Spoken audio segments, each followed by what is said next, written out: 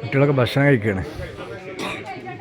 ഒരുപാട് കുട്ടികൾ, പാവപ്പെട്ട ഭിന്നശേഷിക്കാരായ കുട്ടികൾ ഭക്ഷണം കഴിക്കണ ഇതിലാണ്.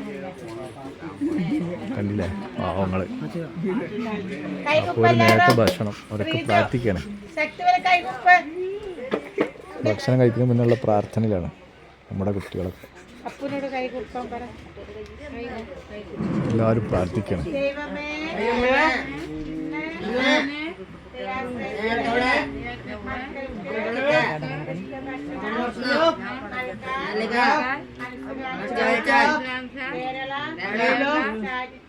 കേരള ചാരിറ്റി ഫൗണ്ടേഷന്റെ നന്മ നിറഞ്ഞ എല്ലാ അംഗങ്ങൾക്കും നന്ദി.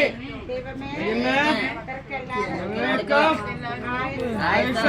ആരോഗ്യവും സമാധാനവും ഐശ്വര്യവും